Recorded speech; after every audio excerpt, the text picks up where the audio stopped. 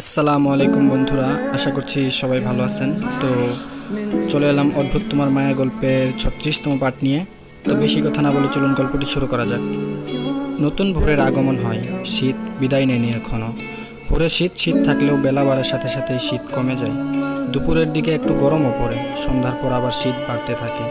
নাদিয়া ভোরে ঘুম থেকে উঠে ফ্রেশ হয়ে ফজরের নামাজ আদায় করে নেয়।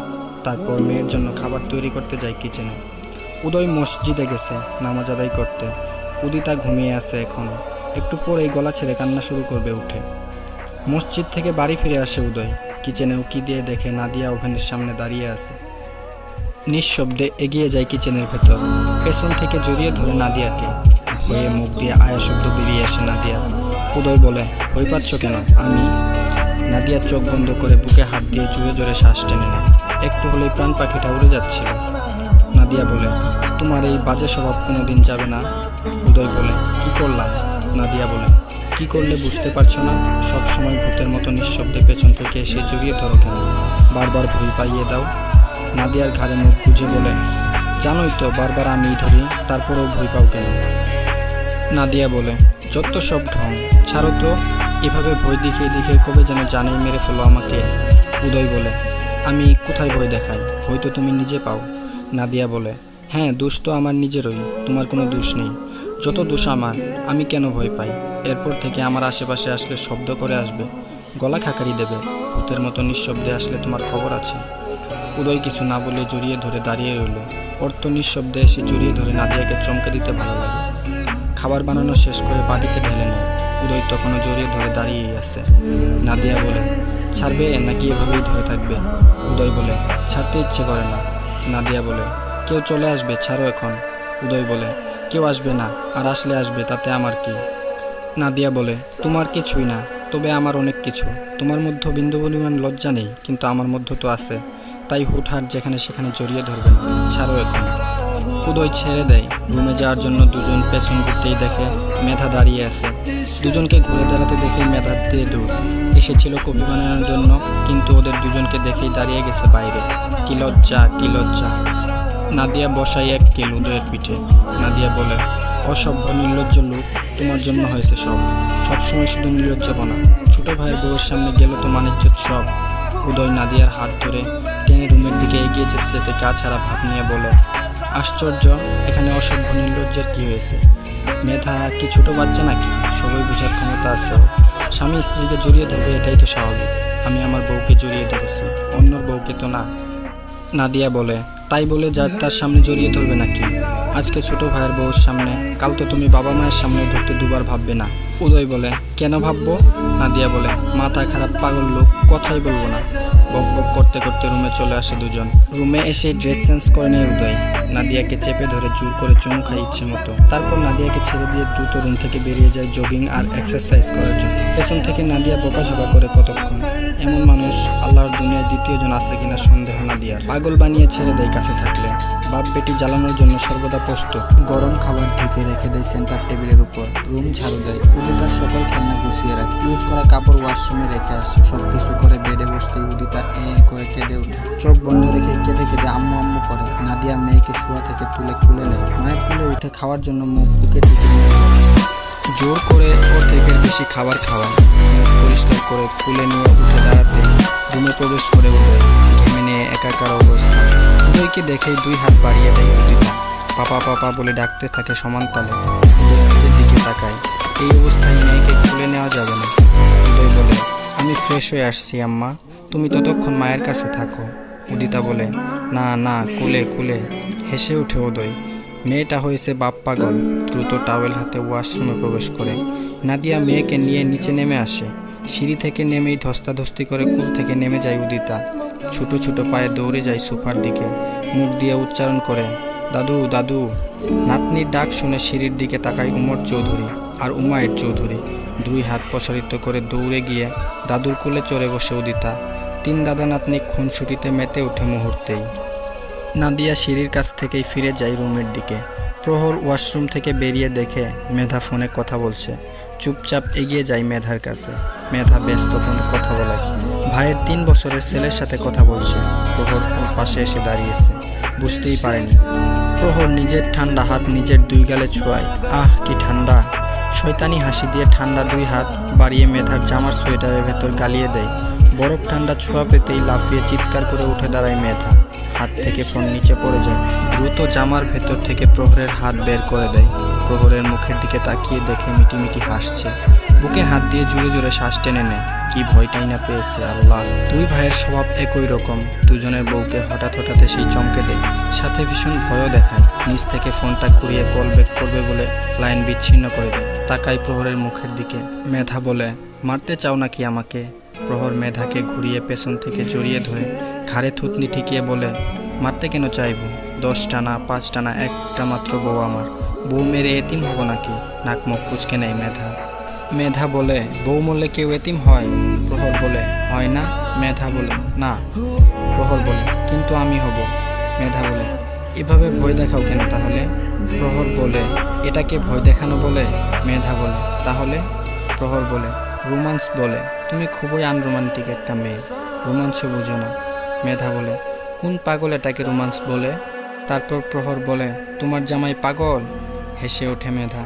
প্রহরের হাতের উপর নিজের হাত রাখে। প্রহরের গায়ের রঙের তুলনায় মেধার গায়ের রং অনেক চাপা। দুজনের হাত একসাথে করলে মেধার হাত কালোই মনে হয়। শক্ত করে চেপে ধরে প্রহরের দুই হাত। তারপর মেধা বলে, কোনোদিন ছেড়ে দেবে না তো?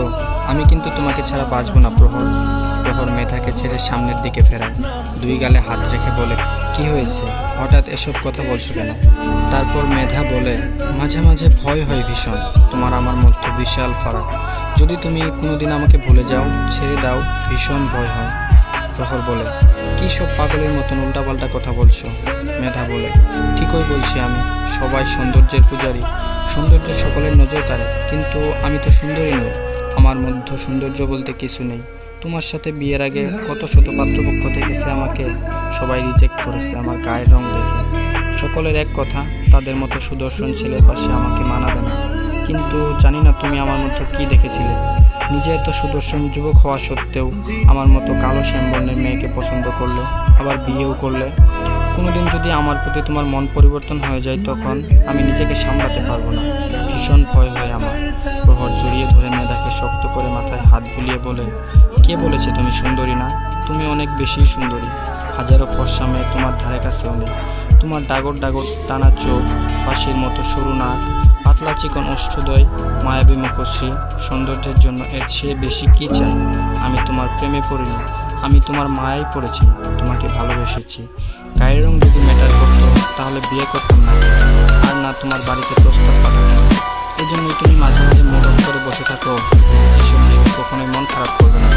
তুমি আমাকে নাই ভালোবাসতে পারো, কিন্তু আমি তো বাসি। তোমার মন খারাপ দেখলে আমার ভালো লাগে না। আমারও তো খারাপ লাগে। এসব কথা আর কখনো যেন না শুনি তোমার মুখে। আমি তোমাকে ছাড়বো তো দূরের কথা, তুমি আমাকে ছেড়ে যাওয়ার কথা কল্পনা করলেও পা ল্যাংড়া বানিয়ে ঘুরে বসিয়ে রাখবো। তারপর নিজের হাতে খাইয়ে পরিয়ে দেব। কোনো সমস্যা নেই। এসবের অভিজ্ঞতা আছে আমার। ভাবি যেমন বউয়ের সব কিছু করে দিয়েছে, আমি না হয় আমার বউয়ের সব কিছু করে দেব। খাওয়ানো থেকে শুরু করে শাওয়ার নেওয়া, ওয়াশরুমে নেওয়া, এভরিথিং। তাতে কিন্তু আমারই লাভ হবে। মেধা বলে, কিভাবে? প্রহর বলে, কিভাবে আবার?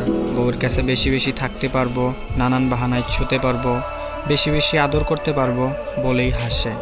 মেধা বলে, চলো না বেবি নেই। প্রহর বলে, আর 1 বছর পর। মেধা বলে, এখন নিলে কি সমস্যা? প্রহর বলে, এত কিছু বলার পরেও ভয় পাচ্ছ? বলেছি তো, মরার আগে তোমার হাত তোমার সঙ্গ ছাড়বো না। যারা ছেড়ে দেওয়ার তারা বেবি হওয়ার পরেও ছেড়ে দেয়। বেবির জন্য সম্পর্ক টিকে থাকে না। 6 মাস পূরণ হয়নি তোমার অ্যাপেন্ডিসাইটিসের সার্জারি হয়েছে। আর 1 বছর যাক, পুরোপুরি সুস্থ হও, তারপর বেবি নেব। উপর থেকে তো দেখে সুস্থই বোঝা যায়, তবে বেবি পেটে আসলে আস্তে আস্তে বড় হবে, সাথে পেটও বড় হবে। তখন যদি কোনো সমস্যা হয়, তোমার যদি কিছু হয়ে যায়, তখন আমি কোনো রিস্ক নিতে চাই না।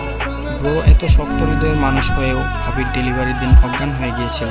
ভাবির কোনো সমস্যাও ছিল না, তবুও অজ্ঞান হয়ে গিয়েছিল। সেদিন বড় গলা করে বলেছিলাম, এত টেনশনের কি আছে? বউয়ের ডেলিভারির সময় কেউ অজ্ঞান হয়? ব্রো বলেছিল, বিয়ে কর, বউ হোক, এমন পরিস্থিতিতে পর, তাহলেই বুঝতে পারবি টেনশন কি। আরও কত কিছু বলেছিল পরে। এখন তুমি বেবি নিয়ে আমাকে ওই পরিস্থিতিতে ফেলতে চাও? এমন কিছু হলে ব্রো আমাকে সারা জীবন খেপাবে। 1 বছর পার হলেই বেবি নেব। মেধা কিছু না বলে আবারও মুখ গুজে দেয় প্রহরের বুকে। মানুষটা ওকে এত বেশি ভালোবাসে কেন? এত ভালোবাসা পেয়েও মাঝে মধ্যে ভীষণ ভয় হয়, হারিয়ে ফেলার ভয়। মানুষের মন পরিবর্তন হতে সময় লাগে না। সেখানে ছেলেরা তো আরও কয়েক ধাপ এগিয়ে। তারা কালো, শ্যামবর্ণের বা ফর্সা হোক না কেন, তাদের ঘরে সুন্দরী বউ থাকলেও পরকীয়ায় জড়িয়ে যায়। সেখানে মেধা শ্যামবর্ণের আর প্রহর উজ্জ্বল ফর্সা। চোখের সামনে এত এত ছেড়ে যাওয়া বিচ্ছেদের ঘটনা দেখে ভীষণ ভয় হয়। মেধার বাবা মা কত চিন্তিত ছিল মেয়েকে নিয়ে। শ্যামবর্ণের মেয়ে হওয়ায় কোনো ভালো ঘর থেকে বিয়ে আসতো না, আসলেও পছন্দ করতো না।